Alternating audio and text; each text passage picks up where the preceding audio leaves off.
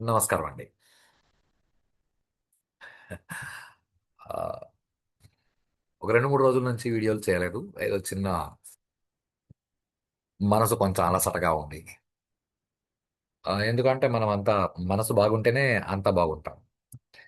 మనసు అలసిపోతే శరీరం కూడా అలసిపోతుంది. 'సోహం' అన్న పేపర్ గురించి డిస్కషన్ మొదలుపెట్టినప్పుడు అక్కడ మనం 3 పదాలు తెలుసుకున్నాం. ఒకటి మనము బాడీ కూడా, 2 మనము జీవుడు కూడా, 3 మనమే నేను అనే అసలైన వస్తువు. ఆహ్, యాక్చువల్ సెల్ఫ్ అని చెప్పొచ్చు. జీవుడు అంటే ఆహ్, actual self plus some vibrations. Vibrations అంటే సంస్కారాలు అంటే మనం రాసిపెట్టుకున్నవి. మన పైన మనం రాసిపెట్టుకున్న వాటిని సంస్కారాలు అంటారు. అంటే మనం ఏవైతే గుర్తుపెట్టుకున్నామో అవన్నీ. అంటే ఎప్పటి నుంచి గుర్తుపెట్టుకుంటున్నాం అంటే ఆలోచించండి కాస్త ఇప్పటికి కొన్ని కోట్ల జన్మలు ఎత్తేసుంటాం. ఇన్ని జన్మలు ఎత్తడానికి కారణం మన సంస్కారాలే. ఆ సంస్కారాలు లేకుండా ఉంటే వాడు అసలైన నేను ఆత్మ సాక్షాత్కారం పొందినవాడు ఎలా ఉంటాడంటే రమణ మహర్షిలాగా. ఇప్పుడు ఈ సంస్కారాల వల్ల మనం శరీరం తెచ్చుకుంటాం. సంస్కారాల వల్ల శరీరం తెచ్చుకుంటున్నాం. ఇది కొంచెం జాగ్రత్తగా ఆలోచించండి. ఇప్పుడు ఈ అసలైన నేను అనే పదార్థం ఏదైతే ఉందో అది ఎప్పుడూ ఉండే పదార్థమే. అదే మనం. మనం ఈ సంస్కారాల వల్ల ఓ శరీరాన్ని తెచ్చుకున్నాం. సో, అసలైన నేను విత్ ఈ సంస్కారాలు ఈజ్ కాల్డ్ జీవుడు. ఈ జీవుడు అంటే సంస్కారాలు. వాడు శరీరాలు వదిలేసి శరీరాలు మార్చుకుంటూ వెళ్తూ ఉంటాడు. భగవద్గీతలో చెప్పినట్లు వాసాంసి జీర్ణాని యదా విహాయ. బట్టలు మాసిపోయినాక ఎలా మార్చుకుంటామో అలా మార్చుకుంటాము అని. ఈ జీవుడు ఆహ్, తనని తాను ఎలా వ్యక్తీకరించుకుంటాడు అంటే శరీరం ద్వారా వ్యక్తీకరించుకుంటాడు. కొన్ని రోజుల తర్వాత శరీరాన్ని వదిలేసి వెళ్ళిపోతాడు. శరీరాన్ని వదిలేసి ఎలా వెళ్తాడు అని కూడా మనము ఒకసారి డిస్కస్ చేశాం. ఆహ్, జీవుడు శరీరం వదిలేసి పితృలోకం వైపు ప్రయాణం చేస్తాడు. ఓకే. జీవుడు అంటే సంస్కారాలు విత్ అసలైన నేను.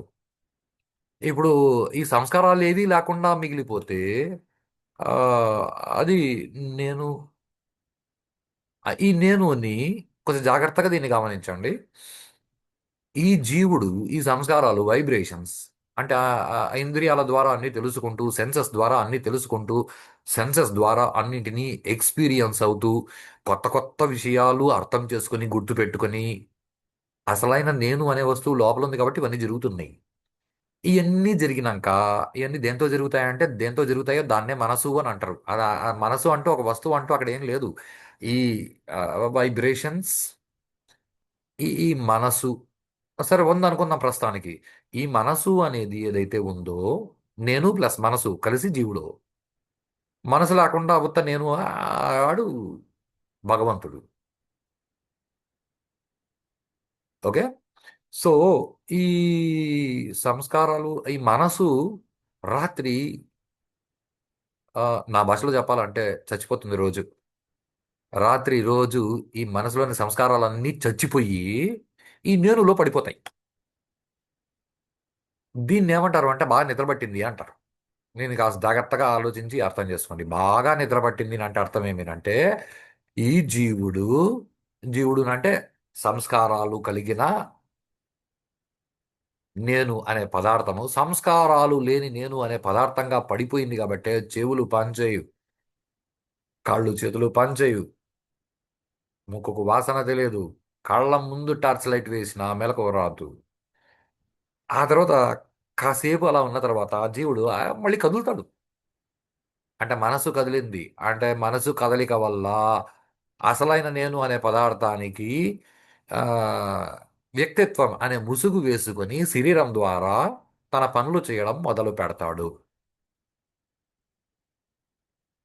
ఇది కాస్త జాగ్రత్తగా ఆలోచించండి. ఇప్పుడు దీనిలో శరీరము నేను అన్నది కరెక్టే. ఎందుకనంటే శరీరానికి తగిలితే నాకు తగిలిందనే అనిపిస్తుంది. కుక్కకు అనిపిస్తుంది, మనకు అనిపిస్తుంది. అంటే అక్కడ మనం అలాగే ఆగిపోతే మనకి కుక్కకి తేడా లేదు. ఇప్పుడు తిడితే కుక్కకి బాధ వేయలేదు, తిడితే మనకు బాధేసింది. అంటే మనము ఆ వ్యక్తిత్వం ఏదైతే లోపల నేను నేనని అనుకుంటున్నామో, ఈ పదాన్ని కాస్త జాగ్రత్తగా గమనించండి. నేను నేను అని ఏదైతే అనుకుంటూ ఉన్నామో అది అహంకారము, అహంభావము, రెండు ఒకటే. అది అహంకారము, అది అహం కాదు. అసలు ఈ నేను నేను అని ఏదైతే అనుకుంటున్నామో, రాత్రి నేను నేను అనుకోకపోయినా నేను అనేవాడు ఉన్నాడు. ఇది మొట్టమొదటి విషయం. ఆ నేను అనేవాడు ఉన్నాడు కాబట్టి మరుసటి రోజు పొద్దున్నే ఆ శరీరంలోనే మళ్ళీ నేను నేను అని లేస్తున్నాడు ఈ వ్యక్తీకరించడం. ఈ నేను నేనని ఇప్పుడు కూడా మీరు వింటూ ఉన్నారు. వింటూ ఉన్న వాళ్ళకి నేను అని ఏదైతే నేను వింటున్నాను అని మీకు ఏదైతే అనిపిస్తుందో అది అహంకారం. అహంకారం అంటే ఇంగ్లీష్లో చెప్పినట్లు ఈగో, గర్వము, యాటిట్యూడ్ కాదు.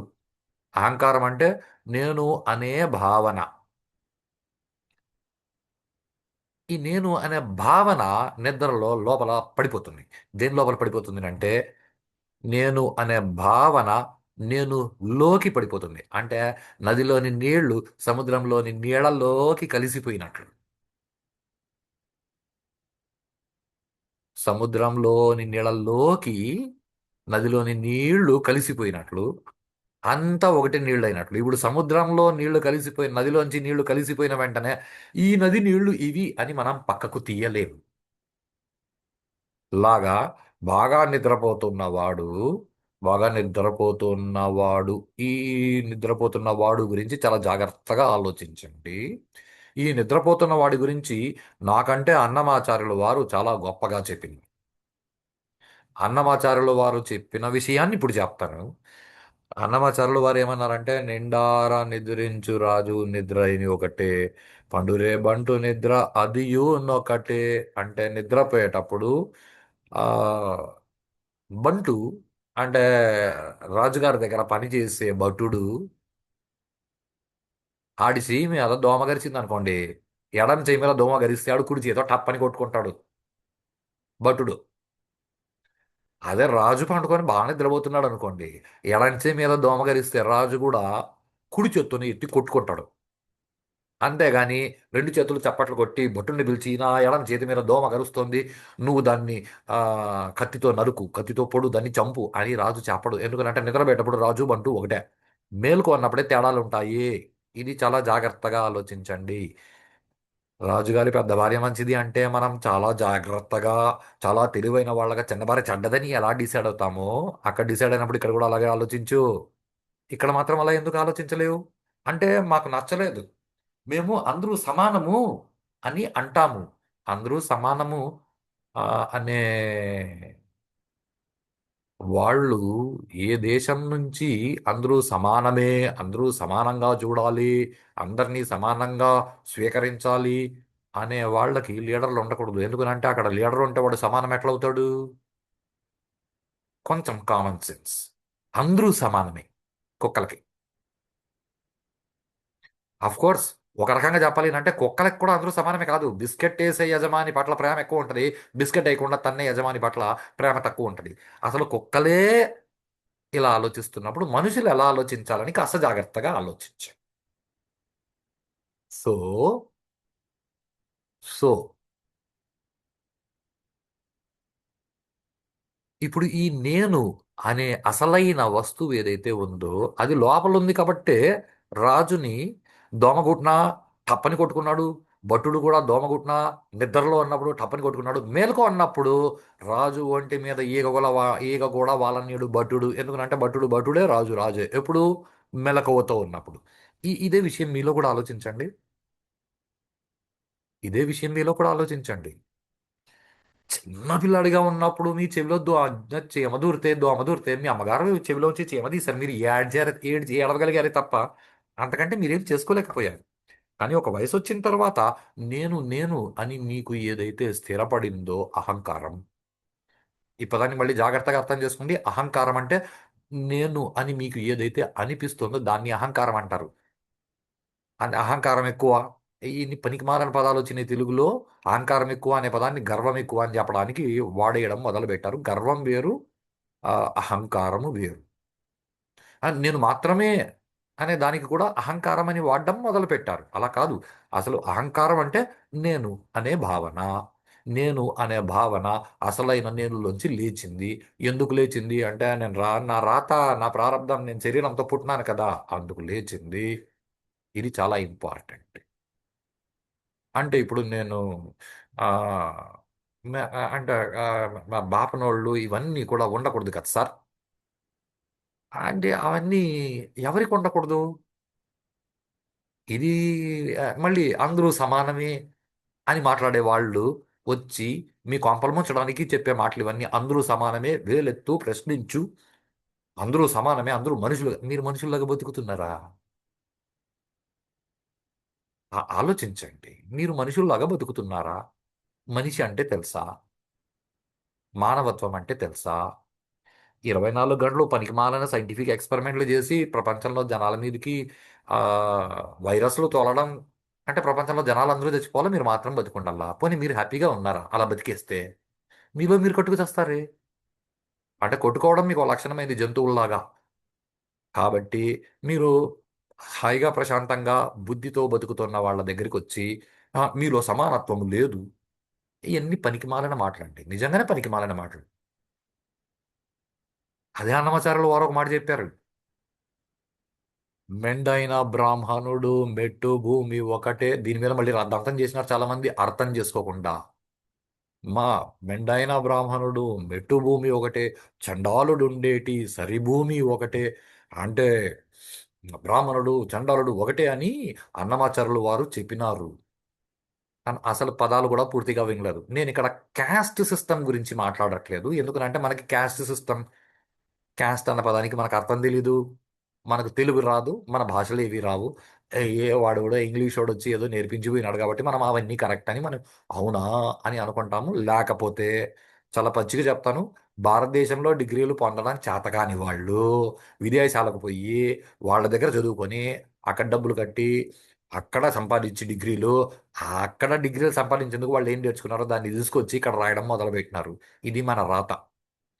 దీన్ని పక్కకు పెట్టి చాలా సంవత్సరాల ముందు అన్నమాచార్యుల వారు ఇదే మాట చెప్పినారు. ఈ మాటని కాస్త జాగ్రత్తగా అర్థం చేసుకోండి. మెండైన బ్రాహ్మణుడు మెట్టు భూమి, ఒక మెట్టు భూమి అంటే చచ్చిపోయిన తర్వాత కాల్చే భూమిని శ్మశానము అనేది అయితే అంటారో దాన్ని మెట్టు భూమి అన్నారు. చండాలుడు ఉండేటి సరి భూమి ఒకటి. అంటే చండాలుడు చచ్చిపోతే వాడిని కూడా శ్మశానంలోనే కలుస్తారు. అంటే చచ్చిపోయిన తర్వాత బ్రాహ్మణుడికి వేరే, చండాలుడికి వేరే అంటూ శ్మశానాలు ఉండవు. చచ్చిపోయిన తర్వాత అన్ని శరీరాలు డెడ్ బాడీసే, అన్నిటినీ మేము సమానంగా చూస్తాం. బతుకున్నప్పుడే తేడాలు ఉంటాయి. బాపనోడు బాపనోడే. Is be clear. చండాలుడు చండాలుడే. అంటే దీన్ని మళ్ళీ ఇక్కడ భగవద్గీత కొటేషన్లు తీసుకొచ్చి ఆ కృష్ణుడు చెప్పినాడండి. ప్లీజ్, భగవద్గీత మీరు అర్థం చేసుకోలేదు. ఈ వర్ణ వ్యవస్థ గురించి మళ్ళీ ఒక వీడియో చేస్తాను. వర్ణ వ్యవస్థ అంటే ఏమి, కుల వ్యవస్థ అంటే ఏమి, ఆశ్రమ ధర్మాలు అంటే ఏమి, లింగ ధర్మాలు అంటే ఏమి, అంటే ఆడ అంటే ఏమి, మగ అంటే ఏమి అన్నవి కూడా డిస్కస్ చేస్తాం. మనమంతా చాలా మీసాలు తిప్పుకొని మేము మగాళ్ళమండి, ఆడవాళ్ళంతా చీర కొంగులు బిగించేసి ఆడవాళ్ళని అడగదొక్కినారు, ఇవన్నీ పనికిమాలిన విషయాలు మన బుర్రలో వేసినారు. కాబట్టే మనం నాశనం అవ్వడానికి మన బుర్రలో ఇవన్నీ వేసినారు. మనం నాశనం అవ్వకూడదు. పదం జాగ్రత్తగా వినండి. నేను కాదు, మనం. అంటే ఈ నేను లాంటి వాళ్ళు ఎవరెవరైతే ఉన్నారో వీళ్ళందరూ నాశనం అవ్వకూడదని ఆ, అందరూ ప్రవచనకర్తలు మనం నాశనం అవ్వకూడదు అని అందరూ ఒక్కొక్కరు ఒక్కొక్క దారి చెప్తున్నారు. నేను నాకు నచ్చిన దారిలో చెప్తున్నాను. మీరు అర్థం చేసుకోవడానికి ప్రయత్నం చేయండి. చాలా చిన్న విషయం. నేను చెప్పింది చాలా కరెక్ట్, నేను చెప్పింది పాటించండి అని నేను చెప్పడానికి ట్రై చేయను. ఎందుకంటే చాలా గొప్ప. నా ఏకాగ్రత ఎంత అండి? ఏదో అరగంట, గంట, 2 గంటలు కూర్చొని ధ్యానం చేస్తే ఒక నిమిషం ధ్యానం సక్రమంగా కుదరదు నాది. అర్జునుడు చాలా గొప్పోడండి. ఆయన ఏకాగ్రత పెడితే, కన్నుగుడ్డు మీద ఏకాగ్రత పెడితే కన్నుగుడ్డు కనిపించింది కానీ చుట్టూన్న పక్షి కనిపించలా. ఆయన ఏకాగ్రతకి ఆయనకు అర్థమయ్యేలా భగవద్గీత చెప్పిన కృష్ణ భగవానుడు భగవద్గీత చివరిలో ఒక మాట అన్నాడు. అర్జున, ఇప్పుడు నేను చెప్పినవన్నీ నువ్వు గుడ్డిగా ఫాలో అయిపోతాను కాదు. ఇప్పుడు నేను ఏవేవైతే చెప్పినానో ఇది నా మతము, నా మతి ఇలాగే ఉందని చెప్పింది. ఇది నా మతము. మతము అంటే మతి అంగీకరించేది. అంతేగాని ఏదో రీజన్ని బట్టి రిలీజియన్ కాదు. ఇది నా మతము. నువ్వు దీన్ని సాధన చేసి అర్థం చేసుకుని అనుభవించి నీకు ఓకే అనిపిస్తే నువ్వు కూడా దాన్ని పాటించు అన్నాడు. కృష్ణుడే అంత గొప్ప విషయాన్ని అంత గొప్పగా చెప్పినప్పుడు నేను చెప్పిందే చాలా కరెక్ట్. నేను శివ పూజ చేస్తాను కాబట్టి మీరంతా శివ పూజ మాత్రమే చేయండి. ఇవన్నీ పనికిమాలిన మాటలు. ఒక్కొక్కరికి ఒక్కొక్కలా అర్థమవుతుంది. ఒక్కొక్కరు ఒక్కొక్క స్థాయిలో పట్టుకుంటారు. మీరు ఏ స్థాయిలో పట్టుకోవాలని అనుకుంటున్నారో ఆ స్థాయిలో చెప్పేవాళ్ళని పట్టుకొని మీరు వినొచ్చు. వాళ్ళు చెప్పింది తప్పు, నేను ఒకడే చెప్పేది కరెక్ట్ అని నేను అనట్లేదు. ఒక్కో స్థాయిలో ఒక్కొక్కరికి అర్థమవుతుంది. నేను చెప్పేది మీకు ఆ, మీ స్థాయికి అర్థమవుతుంది అంటే చాలా మంచిది. నేను చెప్పగలుగుతున్నానని నేను సంతోషపడతా. సరే, ఈ విషయాన్ని పక్కకు పెడదాం.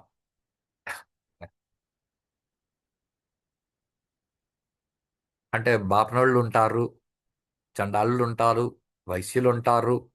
ఆ, మ్, ఆ, ఆ, బతికినప్పుడు అన్ని తేడాలు ఉంటాయి అని అన్నమాచారులు వారు చెప్పి ఆపేయలేదండి. అన్నమాచారులు వారు అంటే ఆయన పేరుకి దేశమంతా అన్నమాచార్యులు, ఆచార్యులు అన్న పేరు పెట్టింది. ఆచార్యుడు అన్న పేరుంది అంటేనే వాడు ధర్మాన్ని ఆచరించి చూపేవాడు అని అర్థం. ఆచార్యుడు, ద్రోణాచార్యుడు తాను చెప్పిన ధర్మాన్ని తాను పాటించాడు. భీష్మాచార్యుడు, చంద్రశేఖరేంద్ర సరస్వతి మహాస్వామి ఆచార్యులు, ఆదిశంకరాచార్యులు. ఈ ఆచార్యులు అంత ఈజీ పదం కాదండి. మనం మాట్లాడేది మనం ఆచరించగలిగితే మనల్ని ఆచార్య అని అంటారు. ఇప్పుడు ఆయన ఆచార్యుడు, ఆచార్యుడు గురువు. ఓకే. ఒక్కొక్కచో గురువు చెప్పినది తాను ఆచరించకపోవచ్చు. గురువు తాను చెప్పినది కూడా ఆచరించి చూపిస్తే అతన్ని ఆచార్యుడు అని అంటారు. సో అన్నమాచార్యులు ఆయన మహా గురువు కాబట్టి ఆయన ఈ తేడాలు ఉంటాయి, తేడాలతో బతుకు అని చెప్పలా. అరే నువ్వు అర్థం చేసుకో. అసలు ఈ తేడాలన్నీ గమనించకూడదు. నువ్వు అర్థం చేసుకోవాల్సింది ఏమినంటే అన్నిటికీ శ్రీహరే అంతరాత్మ అని కూడా అన్నమాచార్యులు చెప్పినాడు. దాన్ని ఎందుకు పట్టుకోరు? అన్నమాచార్యులు చెప్పినారండి, బాపనోడు చండాలుడు ఒకటే అంట. అవునండి ఒకటే. ఇద్దరిలో ఉన్న శ్రీహరే అందరికీ అంటే లోపల ఉన్న ఆత్మ అంటే అసలైన నేనుగా ఉన్నాడు. దాన్ని అర్థం చేసుకో. అప్పుడు బాపనోడు చండాలుడు వైశ్యుడు ఎక్కడ తేడాలు ఉండవు. అది నువ్వు అర్థం చేసుకోకుండా అది నువ్వు అర్థం చేసుకోలేదని పక్కన ఎందుకు అడుగుతావు? నాకు సంబంధించినంత వరకు నేను పరమ జ్ఞానిని అని నేను అనట్లేదు. నేను జీవుణ్ణి, నా సంస్కారాలను నేను గుర్తించగలుగుతున్నాను. ఈ సంస్కారాల నుంచి తప్పించుకోవడానికి ప్రయత్నం చేస్తున్నాను. తప్పించుకొని నేను అసలైన నేనుగా ఆగడానికి ప్రయత్నం చేస్తున్న ఆ సాధన నాది. ఎవడి సాధన వాడిది. ఓకే. ఎవడి సాధన వాడిది. నేను సాధన చేసి మీకు ఎంతో ఇచ్చే అది కుదరదు. నేను వాక్రూపంలో నా అనుభవాన్ని చెప్పగలను. మీరు వాక్రూపంలో మీ అనుభవాలు పక్క వాళ్ళకి చెప్పొచ్చు. మీరు అనుభవిస్తే చెప్పగలరు. మీరు అనుభవించడానికి ప్రయత్నం చేయండి. ఆ అసలైన నేను ఏదైతే ఉందో అదే అందరికీ అందరిలోనూ నేను నేననే ఉంటుంది అది.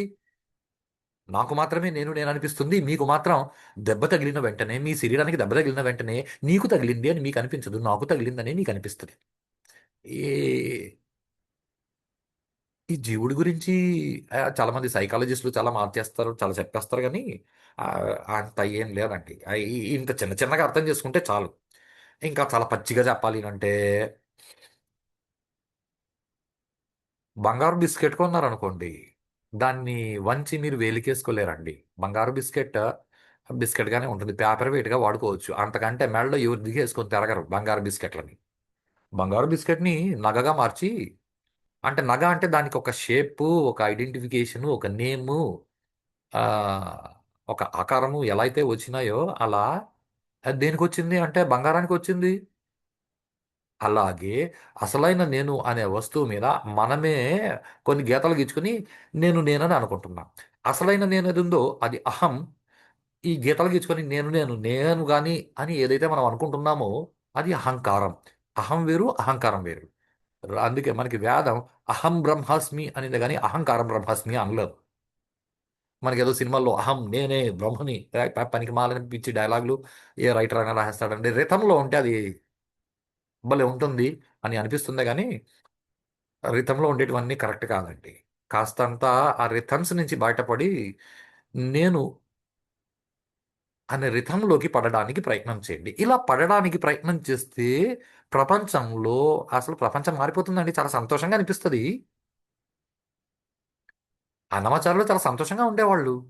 ఎందుకంత సంతోషంగా ఉండేవాడు అంటే ఆయనకు అర్థమైపోయింది అందరిలో నేను అని ఒకటే పదార్థం ఉంది. దానికి నేను శ్రీహరి అని పేరు పెట్టుకున్నా. శివభక్తులు శివుడు అంటారు.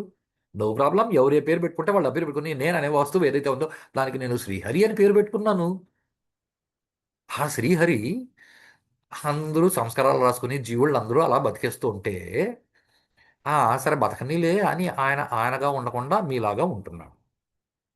అంటే వింటూ ఉన్న మీలో ప్రతి ఒక్కరిలోనూ శ్రీహరే అన్నింటిగా ఉండి వింటున్నాడు అని నాకు ఇప్పుడు మీతో చెప్తుంటే అనిపిస్తుంది. నాలోంచి చెప్తున్నది శ్రీహరే, వింటున్నది శ్రీహరే. కాకపోతే నేను చెప్తున్నాను అని అహంకారంతో నేను అనుకుంటున్నాను, నేను వింటున్నాను అని అహంకారంతో మీరు వింటున్నారు. ఇంతే తేడా. ఇప్పుడు ఆ రూపము ఈ గట్రాలు వచ్చేసినాయి అంటే ఆటోమేటిక్గా నగ కొంత వాల్యూని వెతుక్కుంటుంది. ఆ వాల్యూ వెతుక్కోవడమే భూమిలోంచి సారాన్ని లాక్కొని బాడీని పొందడం. కాస్త జాగ్రత్తగా ఆలోచించండి. ఇప్పుడు బాడీని పొందిన వెంటనే ఏం బా నువ్వు బంగారం కొన్నావంటేనే అక్క లేదు బా ఏదో చిన్న ఉంగరం కొన్నాను అంతే. అంటే నువ్వు ఉంగరం కొన్నావా, బంగారం కొనలేదా? రేపు పొద్దున్నే ఉంగరం పోయిందనుకో, ఉంగరం పోయిందని ఎడవు, బంగారం పోయిందని ఏడుస్తావు. ఇవన్నీ కొత్త కొత్త మాటలు నేను చెప్పట్లేదండి. పెద్దలు చెప్పిన మాటలు ఇవన్నీ. నిన్ను ఎవడైనా వచ్చి ఏమయ్యా బంగారం కొన్నావంటే ఓ అమ్మ నేను కేజీ 2 కేజీలు కొనేసినాను వీడు ఎక్కడ అనుకుంటాను. లేదు చిన్న నెక్లెస్ కొన్నాను అంతే. అది పోయినప్పుడు మాత్రం నెక్లెస్ పోయింది అంతే. కాదు, బంగారం పోయిందని ఏడుస్తావు. ఆ షేప్ పోయిందని కాదు. షేప్ పోతే పాయా. బంగారం పోయిందని ఏడుస్తావు. సే ఇది 24 క్యారెట్ బంగారం అయితే, ఇది నగ అయితే, ఇది దాని షేప్. ఆ షేప్ని పట్టుకొని ఈ షేపే బంగారం అని నువ్వు అనవు. లోపల నుంచి జీవుడు పోతే ఆ జీవుడు మా నాన్న అని నేను అనుకున్నాను, మా నాన్న పోయినాడు అని నేను ఏడిచిన. అలాగే ఉంటది.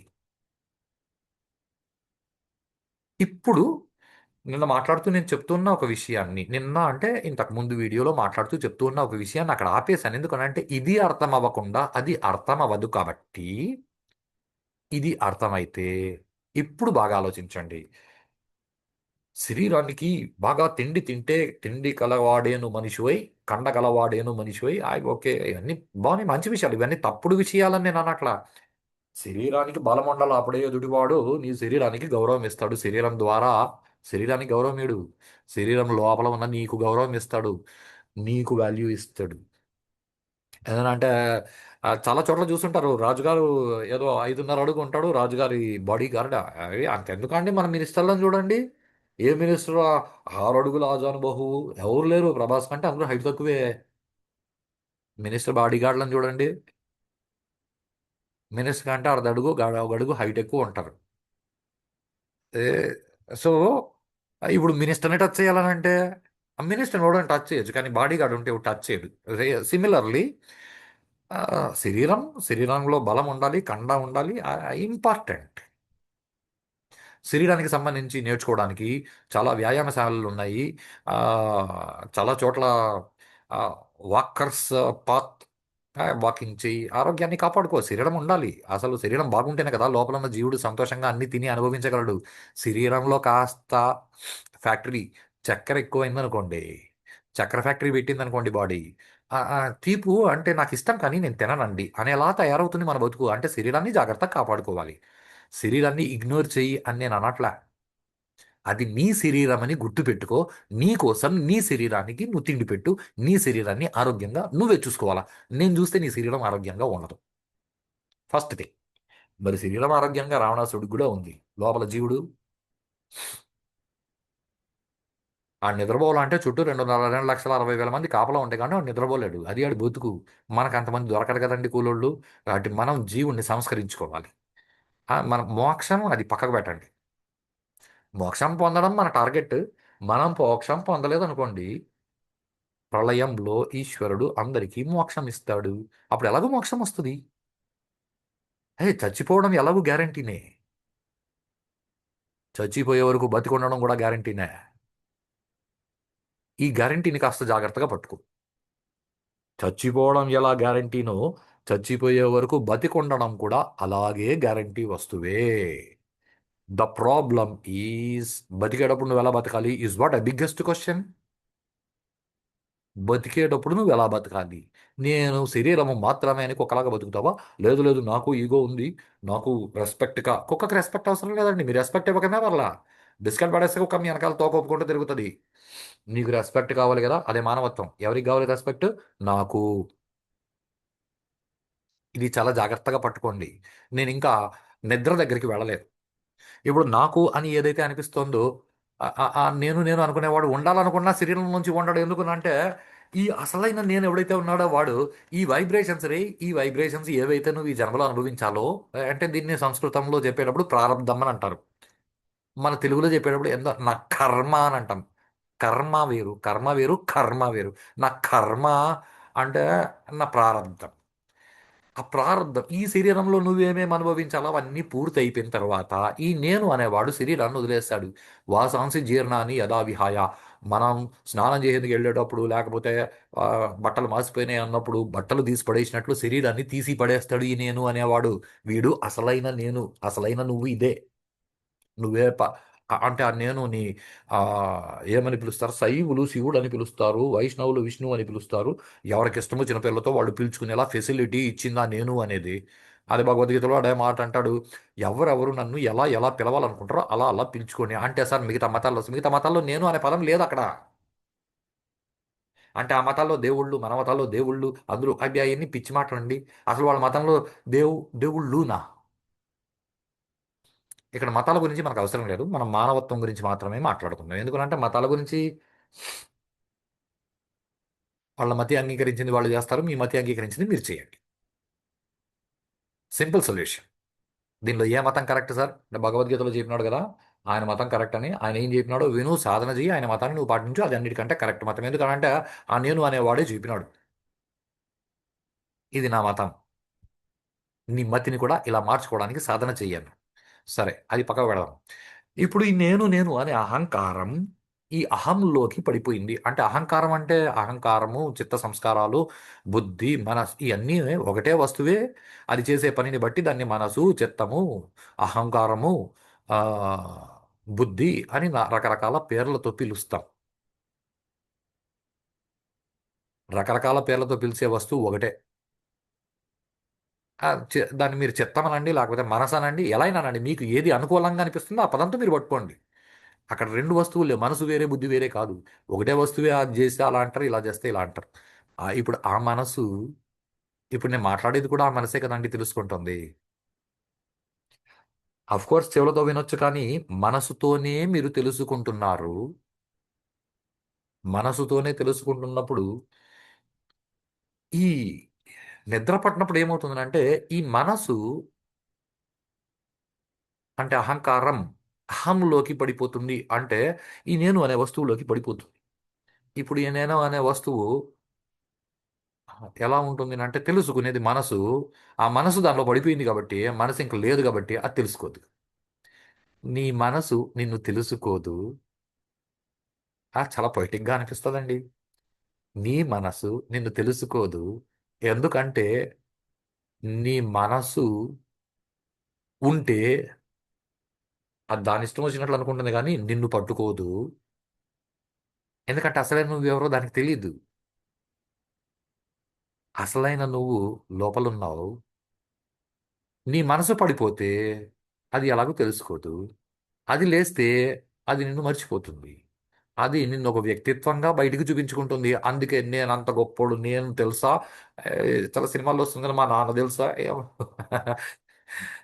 అదేదో చిరంజీవి గారి సినిమాలో డైలాగ్ చెప్పినట్లు మా ఆయన తెలుసా, మా నాయన తెలుసా అంటే ఏ నీకు తెలియదు. అవన్నీ పిచ్చి మాటలు, ఏదో టైం పాస్కి అలా పనికొస్తాయి. కానీ కాస్త జాగ్రత్తగా నిదానంగా ఓపికగా ఆలోచించండి. నేను శ్రీహరి అందరికీ అంతరాత్మ అని అన్నమాచారులు చెప్పినంత సులభంగా అది నీ అనుభవానికి రాదో.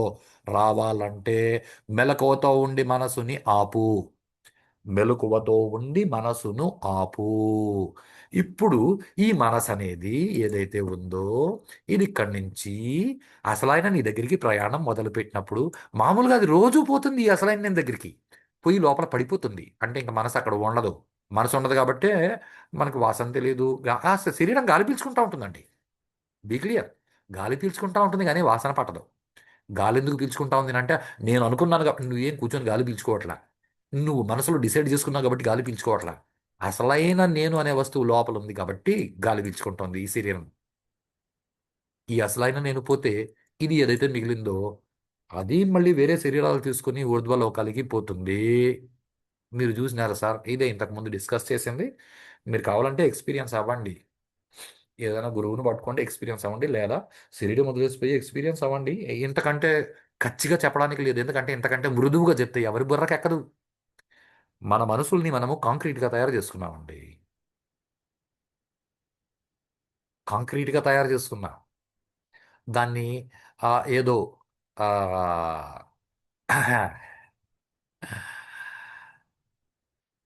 డాక్టర్లు సూది వేసేటప్పుడు భుజం దగ్గర వేస్తారు అంటే జనరల్గా సామాన్యంగా, లేదా అదర్వైజ్ నడుము కింద అక్కడ వేస్తారు. నడుము కింద ఎందుకు వేస్తారంటే అక్కడ సాఫ్ట్గా ఉంటుంది ఆ, మాంసము. కాబట్టి అక్కడ నుంచి త్వరగా బాడీలోకి స్ప్రెడ్ అవుతుంది. ఆ, ఆ, అంటే మన బుర్రలు అంత సాఫ్ట్గా లేవండి. గోడల లెక్కన, కాంక్రీట్ గోడల లెక్కన స్ట్రాంగ్గా నేనింతే అనే అహంకారానికి గర్వాన్ని జోడించి యాటిట్యూడ్ అని ఇంగ్లీష్లో ఒక పేరు పెట్టుకుని నేను ఇంతే, నాకు తెలియదేమి, ఏం తెలుసో అర్థం కాదు, ఇలా తయారైంది. కాబట్టి ఇప్పుడు మనకి డాక్టర్ గారు ఇంజెక్షన్ చేసేటప్పుడు ఏ సూది తీసుకుని పొడిచారో ఆ సూది తీసుకెళ్ళి మీరు గోడకు పొడిస్తే గోడలోకి దిగదు కదండి. కొంచెం బలమైన మేకు పెట్టి సుత్తితో కొట్టాలి. అందుకే కొంచెం నేను మాట్లాడే మాట మీకు పరుషంగా అనిపించవచ్చు కానీ అఫ్ కోర్స్ అది మాత్రమే నిజం. వేరే దారి లేదు. అందరికీ శ్రీహరి అంతరాత్మ అని అంటే ఎయిదర్ అన్నమాచార్యుల వంటి యోగిని నువ్వు గురువుగా పెట్టుకొని నువ్వు అయితే చెప్పినావు బాగానే ఉంది, నాకు అనుభవానికి రాలేదు, నాకు అనుభవానికి వచ్చేలా అందరికీ శ్రీహరి అంతరాత్మ అని నాకు బోధ చెయ్యి, నాకు అనుభవాన్ని ఇవ్వు అని పట్టుకొని ఏడవండి. గురువు అనుగ్రహంతో ఆయన బోధతో మీకు మీరే శ్రీహరి అని అర్థమవుతుంది. ఎందుకంటే అందరికీ అని అన్నమాచార్యులు అంటే అదేదో సినిమా చెప్పినట్లు అందరూ బాగుండాలి, అందరిలో నేను ఉండాలి లాగా. అందరికీ అంటే అందరిలో అమెరికా వాళ్ళు ఉన్నారు, అందరిలో ఆఫ్రికా వాళ్ళు ఉన్నారు, అందరిలో చిన్న చిన్న కీటకాల నుంచి ఏనుగు అంత శరీరం ఉన్న రకరకాల జంతువులు కూడా అన్నింటిలోనూ నేను అనే పదార్థమే ఉంది. భగవద్గీతలో ఇదే చెప్పినాడు, మత్తః పరతరం నా అన్యత కించిదస్తి ధనంజయ. నేను కాకుండా కించిత్ ఇంత కూడా లేదురా ప్రపంచంలో, అంతా నేను అనే వస్తువు తప్ప ఇంకేదీ లేదు అన్నాడు కృష్ణుడు. మనం దాన్ని ఉన్నదాన్ని ఉన్నట్లు పట్టుకోం. ఇది మన ప్రాబ్లం. సో ఇప్పుడు ఈ నేను అనేది యోగ సాధనలో అసలైన నేనుని పట్టుకోవచ్చు, లేదా నిద్రలో అసలైన నేనులో పడిపోవచ్చు. నిద్రలో మనసు పడిపోయింది కాబట్టి, నిద్రలో మనసు పడిపోయింది కాబట్టి అది నేను గుర్తించలేదు. ఏది గుర్తించలేదు అంటే ఏది పడిపోయిందో, ఏది చచ్చిపోయిందో. మనసు రాత్రి నిద్రలో మనసు చచ్చిపోయింది. అది మనసు యొక్క ఒక అవస్థ, నిద్రావస్థ. అంటే ఇప్పుడు మనసుకి ఎలా అయితే ఆకాశాత్ పతితం తోయం, నీటి బొట్టు ముందర నీటి బొట్టు ఎలా పోయిందో వెనకాల నీటి బొట్టు అలాగే పోతుంది. వేరే దారిలో పోతే అయ్యి నీటి బొట్టు నువ్వు నాకు నచ్చలేదు, నేను రెండో బొట్టుని కాబట్టి నేను ఈ పక్కకు పోతాను పోదు. నీరు పల్ల మెరుగు లాగా మీ మనసు దీనిలోకి పోయేది రోజు నిద్రలో అలవాటు. కాబట్టి యోగ సాధనలో మీరు కూర్చుని నేనుగా మారుతాను, ఈ వైబ్రేషన్స్ని ఆపుతాను. అంటే వైబ్రేషన్ ఆపడం మొదలు పెట్టిన వెంటనే, అంటే మనసులో కదలికలు ఆపడం మొదలు పెట్టిన వెంటనే, నిజానికి చెప్పాలి అంటే యోగం అంటే ఇంతకంటే ఇంకేం లేదండి. ఎందుకనంటే మిగతా వాటికి మనం డెఫినేషన్లు మార్చుకోవచ్చు. ఎందుకనంటే ధర్మం మారుతుంది, ధర్మం మారుతుంది, యోగము అంటే మారదు. ఈ మిగతా శాస్త్రాల గురించి ఒక చిన్న మాట చెప్తాను. ధర్మశాస్త్రం ఎలా మొదలవుతుంది అంటే అతో ధర్మ జిజ్ఞాస, ఇంక ఇక్కడి నుంచి ధర్మానికి సంబంధించిన విషయాలు చెప్పుకున్నాము, వాటిని తెలుసుకుందాము. న్యాయశాస్త్రం అతాతో న్యాయ జిజ్ఞాస అని మొదలవుతుందండి. అలాగే బ్రహ్మసూత్రాలు అతాతో బ్రహ్మ జిజ్ఞాస అని మొదలవుతుంది. యోగ శాస్త్రం అతాతో యోగ జిజ్ఞాస అని మొదలవల. కాస్త జాగ్రత్తగా అర్థం చేసుకోవడానికి ట్రై చేయండి. యోగ శాస్త్రంలో పతంజలి మహర్షి తప్ప వేరే ఎవరు యోగం గురించి చెప్పలేదండి. యోగం గురించి ఆయన మాత్రమే చెప్పాడు. ఆ తర్వాత మహాభాష్యాలు గట్రాలు రాశారు.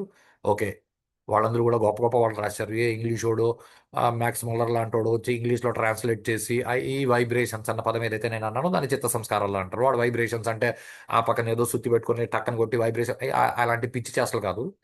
యోగ శాస్త్రం ఏమైందంటే దానిలో మొదటి సూత్రం అథ యోగానుశాసనం అంటే ఇది యోగము అని చెప్పబడిన శాసనము. ఇప్పుడు అను అన్న పదాన్ని పక్కకు పెట్టండి, ఎందుకంటే మనకు అది అను అంటే మనకు తెలియదు. అను అంటే దాన్ని అనుసరించి ఎడతెగక అనే అర్థం ఉంది. శాసనం అంటే దీన్ని ఎవరు మార్చేందుకు లేదు అన్నాడు. అంటే మధ్యలో ఎవడో వచ్చి యోగా నేను నేర్పిస్తాను, యోగా అంటే మోకాల మీద ధ్యాస, మోచేయి మీద పనికి మాలిన మాటలండి ఇవన్నీ. అందరూ బాగా మోసపోయారు. ఎవరికైనా మేము ఫీల్ అయినామని అంటే ప్లీజ్ ఫీల్ కండి, ప్లీజ్ ఫీల్ కండి. ఎందుకనంటే ఆ, వాడోడు ఇది ఎలక్ట్రాన్ అని చెప్తే అది ఎలక్ట్రాన్ కాదు నేను ఇంకొకటి అంటే వాడు ఫీల్ అయినాడు వాక్క. ఎందుకంటే వాడు ఎలక్ట్రాన్ పార్టికల్ అన్నాడు, అందరూ చప్పట్లు కొట్టినారు. ఇంకోటి వచ్చి అది పార్టికల్ కాదు అది వేవ్ అన్నాడు. ఇప్పుడు అది పార్టికల్ అని చెప్పినాడు, ఫీల్ అయినాడు. నువ్వు నేను ప్రూవ్ చేసినాను అన్నాడు. అలా నేను కూడా చెప్తున్నా, పతంజలి యోగ శాస్త్రాన్ని చదవండి, అది మాత్రమే యోగ శాస్త్రం. ప్రపంచంలో ఇంకోడైనా యోగా సెంటర్ పెట్టుకుని యోగా కొత్త కొత్త డెఫినేషన్లు ఇస్తే అవన్నీ పిచ్చి. అది కాదు. అత యోగానుశాసనం ఇది యోగ శాస్త్రంలో మొదటి సూత్రం. రెండో సూత్రం యోగా చిత్తవృత్తి నిరోధ. యోగము అంటే చిత్తవృత్తుల్ని నిరోధించడము, ఫుల్ స్టాప్. ఇది రెండో సూత్రం. మూడో సూత్రం అలా చేస్తే ద్రష్ట అంటే నేను అనేవాడు ఎవడైతే ఉన్నాడో వాడు నేనుగా ఉంటాడు. నాలుగో సూత్రం అలా చేయకపోతే వాడు రకరకాలుగా ఉంటాడు అని, ఎన్ని రకాలుగా ఉంటాడు తో సహా చెప్పి.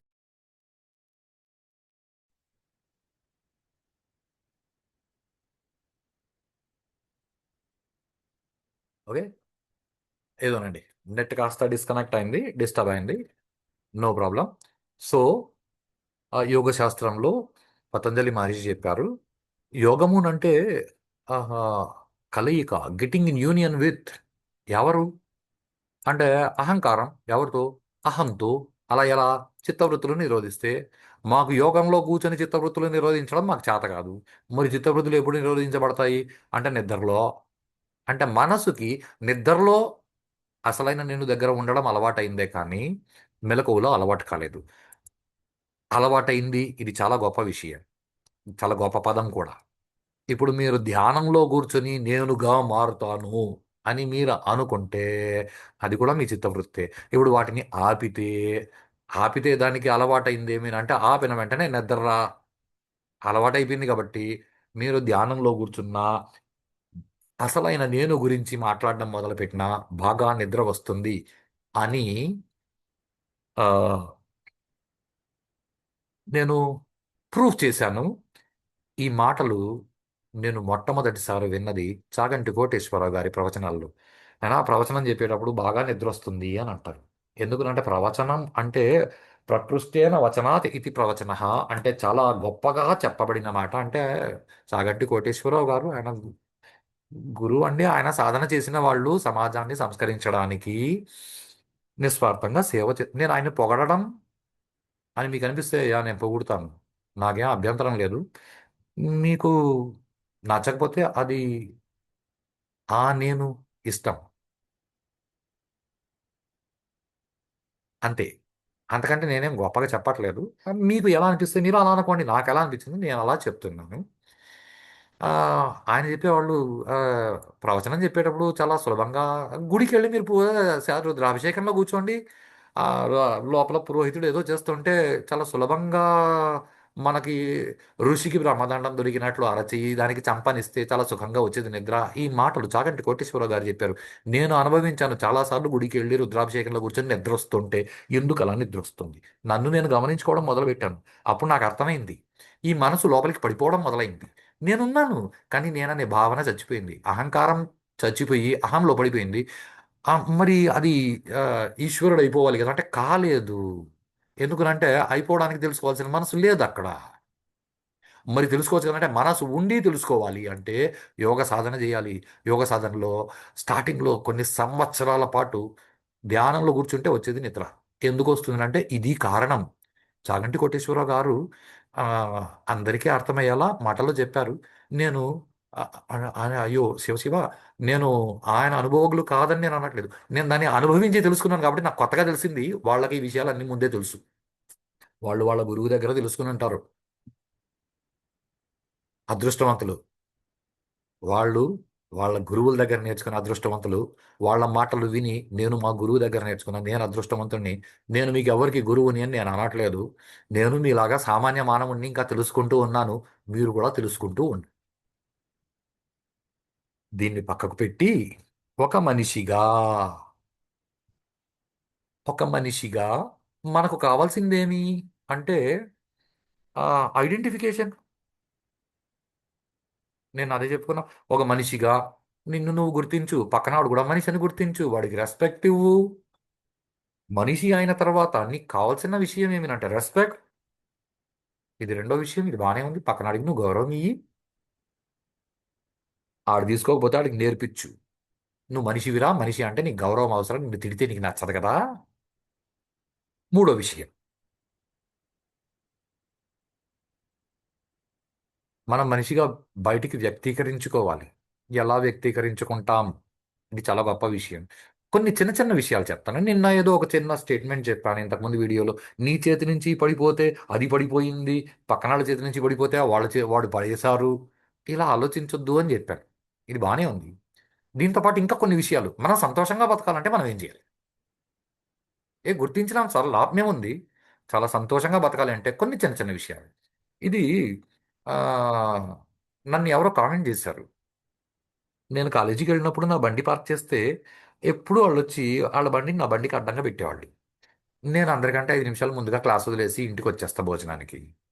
వచ్చినప్పుడు రోజు నేను చూసి అయ్యో వీళ్ళకి ఎన్నిసార్లు చెప్పినా ఇక్కడ బండి ఉంది అని తెలిసి కూడా దానికి మళ్ళీ అడ్డంగా ఒక బండి పెడతారు, వీళ్ళు ఆలోచించరా అని అనుకునేవాడిని. కొన్ని రోజుల తర్వాత "ఆ, అయ్యా నేను కొంచెం త్వరగా వెళ్తానండి కాబట్టి మీ బండిని కాస్త పక్కకు పెట్టుకోండి" అని చెప్పాను. అహింసో పరమో ధర్మ. చాలా ప్రశాంతంగా చెప్పాను. "హా, ఓకే ఓకే, మీరు చాలా తెలివైన వాళ్ళు, ముందుగా వెళ్ళిపోవాలని బండి పక్కన పెట్టుకున్నాడు. సరే ఓకేనయ్యా" అని. కానీ ఆ తర్వాత మళ్ళీ మరుసటి రోజు బండి అలాగే ఉంది. నేను ఆ రోజు భోజనానికి ఇంటికి వెళ్ళాలండి. నా బండిని పక్కకు తీసి ఆయన బండిని ముందర పెట్టి, నా బండిని ఆయన బండికి అడ్డంగా పెట్టి, సాయంత్రం 4:30గా ఆ ప్రాంతంలో కాలేజ్ వదిలితే నేను 5:30 వరకు అక్కడే కూర్చొని వెయిట్ చేశాను. ఆయన బండి ఎలా తీసుకుంటాడో చూస్తామని. ఆయన బండి తీసుకుంటూ నా బండి మీద కోపం వచ్చి దాన్ని కాలుతో ఒకసారి తన్నాడు. అప్పటి వరకు నేను గమ్మునుండి అప్పుడు వెళ్ళి, ఇప్పుడు నేను మీ బండిని తన్నొచ్చా అని అడిగాను. అప్పటి నుంచి ఇప్పటి వరకు నా బండికి ఎవరు బండి అడ్డం పెట్టట్లేదండి. ఇది నేను చాలా గొప్పోడు, నేను భలే ప్రూవ్ చేసినాను, టిట్ ఫర్ టాట్ అనడానికి నేను చెప్పట్లేదు. మనందరం దారిలో వెళ్తుంటామండి, ఏదో షాప్ దగ్గర బండి ఆపాలనిపించింది, ఏదో కొనాలనిపించింది, బండి పార్క్ చేస్తాం. వెనకాల ఎవడో వచ్చి బండి అడ్డం పెట్టేసి టీ కొట్లోకి వెళ్ళిపోతాడు. వాడు 15-20 నిమిషాలు కూర్చొని టీ తాగుతాడు. మనకు 2 నిమిషాల్లో పని అయిపోయింది. కానీ మనకు కదలదంటే ఆడు బండి ఎవరిదండి, బండి ఎవరిదండి అని మనం అడుగుతుంటాం. అంటే మన కోపం వస్తుంది, మన పనులు ఆగిపోయినాయని. మరి మనం కూడా బండి అలా ఎవరి బండికైనా అడ్డం పెట్టేస్తే ఆడికి కూడా ఇలాగే కోపం వస్తుంది కదండి. ఎందుకంటే వాడు కూడా నేను మనిషిని, నాకు కోపం వచ్చింది అని అనుకుంటాడు కదండి. ఇది ఒకటి ప్రాక్టీస్ చేయడం మొదలు పెడదామండి. మనం రోడ్లో బండి ఎక్కడైనా పార్క్ చేస్తే, అని నేను కొటేషన్లు ఇవ్వట్లేదండి, నేను మిమ్మల్ని మోటివేట్ చేయట్లేదు. మనం మామూలుగా మనుషుల్లాగా బతుకుదాం. మనుషుల్లాగా బతకడంలో ఇవన్నీ మనుషుల్లాగా బతికే ఫీచర్సేనండి. పక్కనాడు నన్ను కెలకరాదు, నేను వాడిని కెలకరాదు. వాడు నా బండికి అడ్డం పెడితే నాకు కోపం వస్తుంది, నేను వాడి బండికి అడ్డం పెడితే వాడికి కూడా కోపం వస్తుంది. అంటే నేను బలవంతుడు కాబట్టి నా ఇష్టం అని నేను అంటే రావణాసురుడు బలవంతుడు, నా ఇష్టం అని తన పెండ్లాంతో అన్నాడు, తన మేనవంతో కూడా అన్నాడు నేనింతే అని. రావణాసురుడు అంతటి వాడికి నేనింతే అంటే ఉపయోగం లేకుండా పోయింది. మనం కూడా నేనింతే వద్దండి, నేను మాత్రమే చాలు.